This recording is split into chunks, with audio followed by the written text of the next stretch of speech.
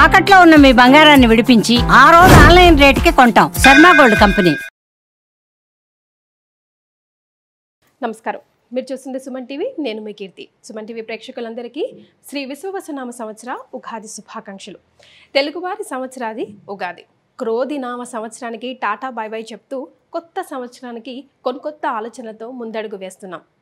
పోయిన సంవత్సరం ఎన్నో విషయాల్లో ఒక ముందడుగు వేసుంటాం, కొన్నిసార్లు వెనకడుగు కూడా వేసుంటాం. అనుకున్న పనులు అనుకున్న సమయానికి కాకపోయిండొచ్చును. మరి అట్లీస్ట్ ఈ కొత్త సంవత్సరంలో మనందరికీ ద్వాదశ రాశుల వారందరికీ కూడా ఎలా ఉండబోతోంది, శ్రీ విశ్వవసు అంటే అర్థం ఏంటి, ద్వాదశ రాశుల వారికి ముఖ్యంగా మహిళలకి కూడా ఎలాంటి పరిహారాలు చేసుకుంటే బాగుంటుంది, సమయం అనుకూలించినప్పుడు ఇంకా సమయాన్ని మనకి మంచిగా తిరుగుబాటు చేసుకోవడానికి ఎలా ఉంటే బాగుంటుంది, ఇలాంటి విషయాలన్నీ మనకి తెలియజేయడానికి మనతో పాటు ప్రముఖ ఆస్ట్రాలజర్ బ్రహ్మశ్రీ నందిబట్ల శ్రీహరి శర్మ గురుగారు ఉన్నారు. నమస్తే గురుగారు. వాగర్థావివ సంపృక్తో వాగర్థ ప్రతిపత్తయే జగతః పితరౌ వందే పార్వతీ పరమేశ్వరౌ. సదాశివ సమారంభాం శంకరాచార్య మధ్యమాం అస్మదాచార్య పర్యంతం వందే గురు పరంపరాం. ఆదిత్యాయ చ సోమాయ మంగళాయ బుధాయ చ గురు శుక్ర శనిభ్యశ్చ రాహవే కేతవే నమః. శృంగేరి జగద్గురు పీఠాధిపతులకి, కంచిపీఠాధిపతులకి నమస్కారములు తెలియజేసుకుంటూ కార్యక్రమాన్ని ప్రారంభిద్దాం. అలాగే గురుగారు, శ్రీ విశ్వవసు నామ సంవత్సరం అంటున్నాం కదా, అంటే అర్థం ఏంటో? విశ్వావసు.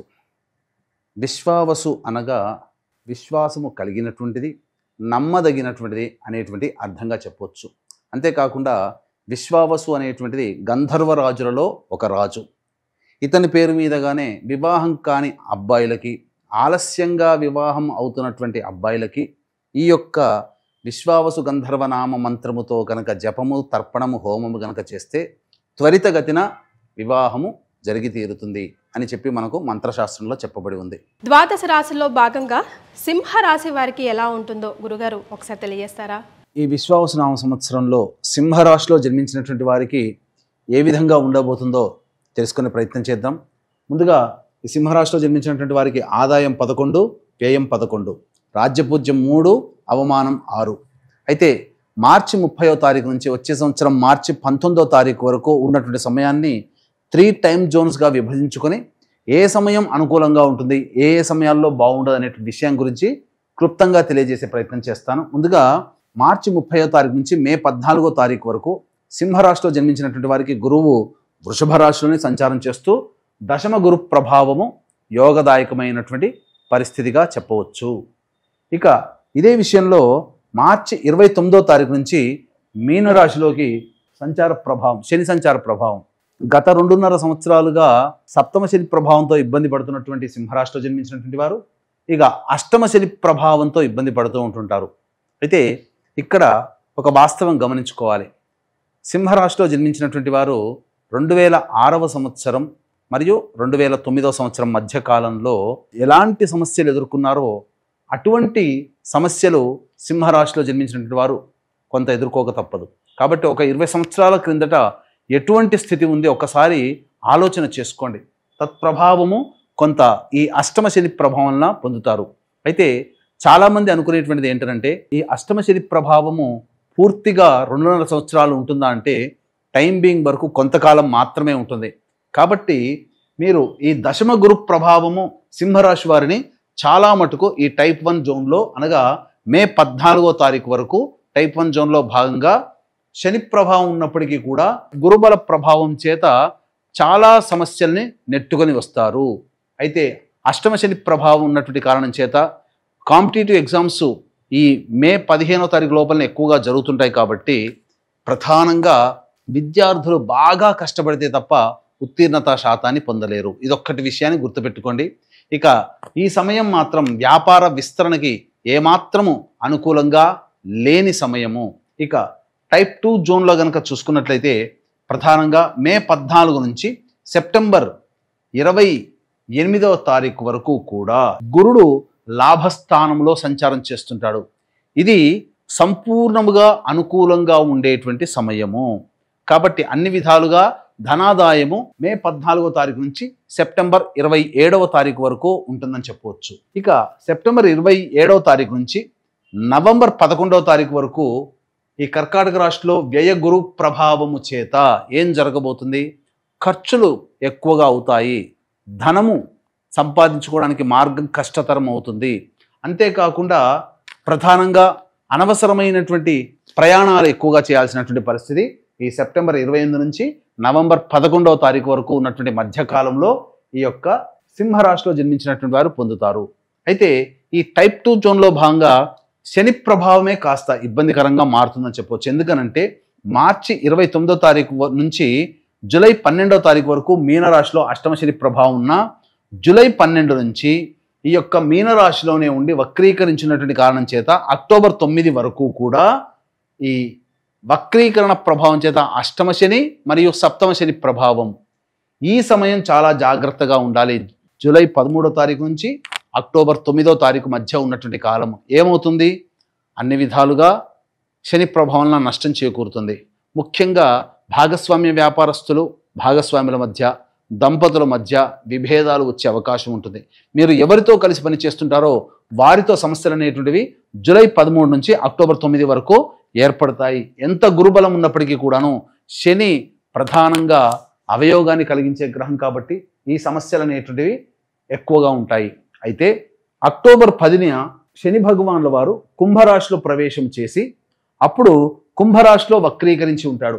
శని రాహుల యొక్క ప్రభావం కొంత దోషాన్ని అనేటువంటిది ఈ అక్టోబర్ 10వ తారీఖు నుంచి సంబంధించి నవంబర్ 25వ తారీఖు వరకు ఏర్పడేటువంటి సమయం. ఈ సమయం కీలకం. ఏమవుతుంది?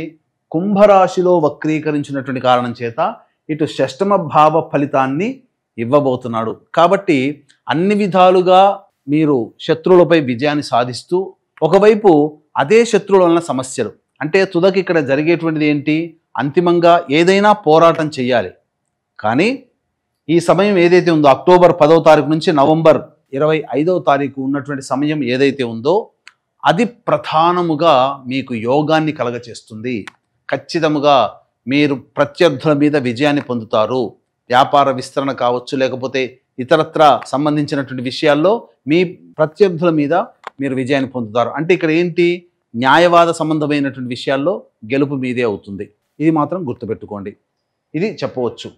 ఇక టైప్ 3 జోన్లో భాగంగా నవంబర్ 12వ తారీఖు నుంచి డిసెంబర్ 26వ తారీఖు వరకు కూడా సింహరాశిలో జన్మించినటువంటి వారికి వ్యయ గురు ప్రభావం వక్రీకరించి లాభ వ్యయ స్థానానికి సంబంధించినటువంటి ఫలితాన్ని ఇస్తూ డిసెంబర్ 27వ తారీఖు నుంచి వచ్చే సంవత్సరం మార్చి 14వ తారీఖు వరకు కూడా మిథున రాశిలో సంచరిస్తూ వక్రీకరించినటువంటి కారణం చేత ఉద్యోగ వ్యాపార సంబంధమైనటువంటి విషయాల్లో మీదే పైచేయి ఉంటుంది.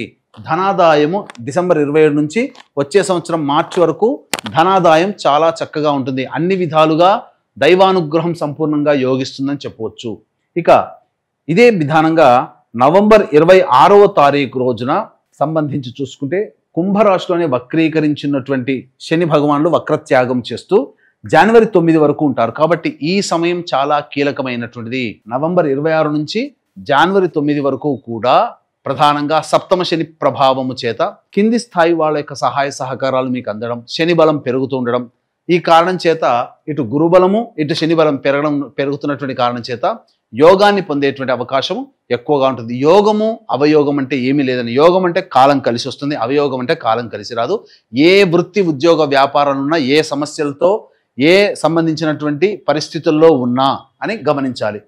ఇక జనవరి 10 నుంచి మీనరాశిలోనే అష్టమ శని ప్రభావం అనేటువంటిది జనవరి 10వ తారీఖు నుంచి వచ్చే సంవత్సరం వరకు ఉంటుంది. కాబట్టి అష్టమ శని ప్రభావం అనేటువంటిది కొంతకాలం మాత్రమే ఈ యొక్క సింహరాశిలో జన్మించినటువంటి వారికి ఉంటుందని చెప్పవచ్చు. ముఖ్యంగా శని బలం లేని కారణం చేత విద్యార్థులు చాలా కష్టపడితే కానీ ఫలితాలు పొందనటువంటి పరిస్థితి. కాబట్టి చెడు సహవాసాలు లేకుండా కష్టపడే ప్రయత్నం చేయండి. విద్యార్థులు చాలా మంచి స్థితికి చేరుకుంటారు. అయితే ఈ యొక్క సింహరాశిలో జన్మించినటువంటి రాజకీయ రంగ ప్రముఖులకి చాలా మటుకు కష్టములు తప్పవు. అంటే ఏంటి? ధనము మంచినీళ్ళగా ఖర్చు అవుతుంది. అంతేకాకుండా ప్రయోజనము లేని ఖర్చులు అవుతాయి. తద్వారా సంపాదించుకున్నంత నష్టపోతారు. కాబట్టి ఎక్కడ తగ్గాలో అక్కడ తగ్గి ఉండండి. అనవసరంగా గొప్పలకి పోయి డబ్బుల్ని ఖర్చు పెడితే రాజకీయ నాయకులకి మిగిలింది ఏమీ ఉండదు. ఈ యొక్క సంబంధించినటువంటి సింహరాశిలో జన్మించినటువంటి సినీ కళారంగంలో ఉన్నటువంటి వాళ్ళకి అన్ని అవకాశాలు దగ్గర దాకా వచ్చి వెనక్కి వెళ్ళిపోతాయి. ఇక మీ సొంతం అవుతుందన్న ప్రాజెక్టు వేరే వాళ్ళకి వెళ్ళిపోతుంది, చేజారిపోతుంది. కాబట్టి దైవానుగ్రహం తప్పనిసరి. దైవానుగ్రహంతోనే సినీ కళారంగంలో ఉన్నటువంటి వాళ్ళందరూ కూడా పైకి ఎదుగుతారు అనేటువంటి విషయాన్ని గుర్తుపెట్టుకోవాలి. ఇక రైతులకైతే ద్వితీయార్థం అనగా రెండవ పంటనే చాలా మేలు చేస్తుంది. ఇక మిగిలినటువంటి అన్ని సంబంధమైనటువంటి వృత్తి ఉద్యోగ వ్యాపారాల్లో ఉన్నటువంటి వాళ్ళకి మాత్రం చాలా గడ్డు కాలం అనే చెప్పవచ్చు. అన్నిటికంటే ప్రధానముగా ఈ సంబంధించినటువంటి ప్రైవేట్ రంగంలో కానీ ప్రభుత్వ రంగంలో పనిచేస్తున్నటువంటి ఉద్యోగస్తులు ఎవరైతే ఉంటారో వాళ్ళకి ఇష్టం లేని చోట బదిలీలు అయ్యేటువంటి అవకాశము గోచరమవుతుంది. కాబట్టి జాగ్రత్తలు పాటించండి. రైట్. మరి సింహరాశిలో జన్మించిన మహిళలకి ముఖ్యంగా ఎలా ఉండబోతుంది శ్రీ విశ్వవసనామ సంవత్సరం? ఈ యొక్క సింహరాశిలో జన్మించినటువంటి మహిళలకి ఏమాత్రం కూడా కాలం కలిసి రాదు. ఇటు గురుబలము శనిబలం తక్కువగా ఉండడం, అంతేకాకుండా దంపతుల మధ్య విభేదాలు వచ్చే అవకాశము గోచరమవుతుంది. కాబట్టి శని కుంభరాశిలో సంచారం చేస్తున్నటువంటి సమయం ఎప్పుడు? ఈ యొక్క జూలై 13వ తారీఖు నుంచి నవంబర్ 26వ తారీఖు మధ్య ఉన్నటువంటి కాలం మాత్రం అనుకూలంగా ఉండదు. దంపతుల మధ్య, భాగస్వామ్య వ్యాపారస్తుల మధ్య విభేదాలు వచ్చే అవకాశం ఉంటుంది. అది తీవ్ర స్థాయిలో ఉండే అవకాశం ఉంది. కాబట్టి తగ్గి ఉండే ప్రయత్నం చేయండి. మీరు ఎంత గొప్పగా మీరు అనుకున్న ఎదుటి వాళ్ళు మిమ్మల్ని గొప్పగా చూసుకోరు. అంటే ఏంటి? మీకు మీరే అనుకుంటారు తప్ప ఎదుటి వాళ్ళకి గౌరవం అనేటువంటిది దక్కదు. అంతేకాకుండా కుటుంబంలో అప్పటి వరకు మీకు బాధ్యతగా, మీ పట్ల బాధ్యతగా మెలిగిన వాళ్ళు నిర్లక్ష్యం చేసే అవకాశాలు ఎక్కువగా ఉంటాయి. మీ మాట వినే సంతానం మాట వినకపోవచ్చు.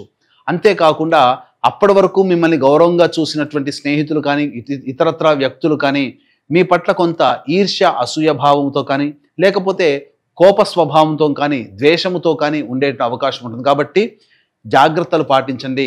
ఏది ఏమైనప్పటికీ కూడాను అంతా మన మంచిగా అనేటువంటి విషయాన్ని గమనిస్తూ అదే విధంగా ఆలోచన చేసుకుంటూ మీరు కాలాన్ని వెళ్లబిచ్చుకునే ప్రయత్నం చేయండి తప్ప మీరు కోపోద్రిక్తులు అయ్యేటువంటి అవకాశము తక్కువగా ఉండే ప్రయత్నం చేయండి. ఎందుకనంటే మీ కోపమే మీకు శత్రువుగా మారుతుంది. ఇక సంతానం కోసం ఎదురు చూసేటువంటి వాళ్ళకు కాలం కలిసి వచ్చేంత వరకు ఆగడం మంచిది. సంతాన నష్టం గోచరం అవుతుందని చెప్పొచ్చు. ముఖ్యంగా అనారోగ్య సమస్యలు అంటే ఏంటి? ప్రధానంగా సర్వికల్ ప్రాబ్లమ్స్ ఈ యొక్క సింహరాశిలో జన్మించినటువంటి మహిళలకు ఏర్పడబోతున్నాయి. కాబట్టి జాగ్రత్తలు పాటించండి. మరి వీరంతా కూడా సింహరాశిలో జన్మించిన వారు ఎలాంటి పరిహారాలు పాటిస్తే మరింత ఈ లైఫ్ అంతా కలిసి వస్తుంది ముఖ్యంగా ఈ సంవత్సరంలో? ఈ సింహరాశిలో జన్మించినటువంటి స్త్రీ పురుషులందరూ కూడా ప్రధానంగా దైవానుగ్రహము తక్కువగా ఉంది. అలాగే శని రాహు కేతుల యొక్క ప్రభావం కూడా అధికంగా ఉన్నటువంటి కారణం చేత అవకాశం కుదిరినప్పుడల్లా నవగ్రహ శాంతి చేయించుకోవడం చాలా మంచిది. అంతేకాకుండా మీ సమస్య పరిష్కారం కావాలనేటువంటి ఉద్దేశంతో ప్రతి గురు శనివారాలు నవగ్రహాల చుట్టూ శివాయ నమః అంటూ 27 ప్రదక్షిణలు చేసి అభిషేకము, ఈశ్వరుడికి అభిషేకం జరిపించుకోండి. వీలైనప్పుడల్లా ఎప్పుడైనా బయటికి వెళ్ళినప్పుడు, ప్రధానంగా బయటికి వెళ్ళినప్పుడు పెద్దల ఆశీర్వచనం తీసుకునే ప్రయత్నం చేయండి. తప్పకుండా మీరు విజయాన్ని పొందుతారు. అంతేకాకుండా ఈ యొక్క సింహరాశిలో జన్మించినటువంటి వారికి మీ యొక్క సంకల్పం ఈ సంవత్సరం నెరవేరాలి. అలాగే మీరు సమస్యలు ఎదుర్కొన్నప్పుడు దగ్గరలోని మీ యొక్క జాతకాన్ని దగ్గరలోని పండితులకు చూపించినప్పుడు అటువంటి పండితులు ఎటువంటి పరిహారాలు చేసుకోమని చెబుతారో అటువంటి పరిహారాలన్నీ కూడా సకల దోష నివారణ పూజల హోమాలలో భాగంగా ప్రతి నెల ఒక్కొక్క క్షేత్రంలో చేయించడం జరుగుతుంది. దాదాపుగా 18-20 రకాల హోమాదులు. దీనికి శ్రీకారం మాత్రం మహామహిమాన్వితమైనటువంటి సుప్రసిద్ధ కాశీ క్షేత్రంలో ఏప్రిల్ 18వ తారీఖు రోజున జరపడం జరుగుతుంది. అవకాశం ఉన్నటువంటి వాళ్ళు ఇట్టి సంకల్ప సిద్ధి సర్వదోష నివారణ పూజల హోమాలలో మీ కుటుంబ సభ్యుల గోతనామాలతో మీరు సభ్యులుగా నమోదు చేసుకోవచ్చు. అవకాశం ఉన్న వాళ్ళు కార్యక్రమం తదనంతరం కాంటాక్ట్ చేసి వివరాలు తెలుసుకోండి. గురుగారు, మరి ఆరోగ్యపరంగా కూడా వీరికి ఎలా ఉంటుందో ఒక్కసారి తెలియజేయండి. ఈ సింహరాశిలో జన్మించినటువంటి వారికి కొన్ని సమయాలు అనుకూలంగా ఉండవు. అనగా వాహన ప్రమాదాలు కానీ, ఆరోగ్యం పట్ల శ్రద్ధ వహించడం కానీ, లేదా ఇతరత్ర ధనపరంగా, కుటుంబపరంగా, ఉద్యోగపరంగా కొన్ని సమయాలు అనుకూలంగా ఉండవు. కాబట్టి ఏ సమయంలో అనేటువంటివి మనం తెలుసుకుందాం. అక్టోబర్ 26వ తారీఖు నుంచి డిసెంబర్ 5వ తారీఖు, వచ్చే సంవత్సరం ఫిబ్రవరి 23వ తారీఖు నుంచి మార్చి 19వ తారీఖు వరకు, ఈ సంవత్సరం జూలై 27వ తారీఖు నుంచి సెప్టెంబర్ 11వ తారీఖు వరకు జాగ్రత్తలు పాటించండి. ధన నష్టము, కుటుంబ సభ్యులతో విభేదాలు, వాహన ప్రమాదాలు చోటు చేసుకోవడం, లేదా ఆరోగ్యపరంగా ఆపరేషన్స్ చేసుకోవాల్సినటువంటి పరిస్థితి ఏర్పడుతుందని చెప్పవచ్చు. రైట్. సో ఉద్యోగం చేసే వాళ్ళకి, కొత్త ఉద్యోగంలో చేరాలనుకునే వారికి, లేదంటే వ్యాపారాలు విస్తరించాలనుకున్న వాళ్ళకి, వ్యాపారాలు కొత్తగా మొదలు పెట్టాలి అనుకున్న వారికి మరి ఈ సంవత్సరంలో ఏ సమయం అనుకూలంగా ఉంటుంది ఒకసారి తెలియజేస్తారా గురుగారు? ఇక ఈ యొక్క సింహరాశిలో జన్మించినటువంటి నిరుద్యోగస్తులు ఎప్పుడు ఉద్యోగము, అలాగే ఆల్రెడీ ఉద్యోగం చేస్తున్నటువంటి వాళ్ళు వేరే సంస్థలో ఉద్యోగ ప్రయత్నము, అలాగే వృత్తి వ్యాపార విస్తరణ, నూతన వ్యాపారం చేయాల్సినటువంటి సందర్భాల్లో ఏ సమయంలో అనుకూలంగా ఉంటాయో తెలియచేసుకుందాం.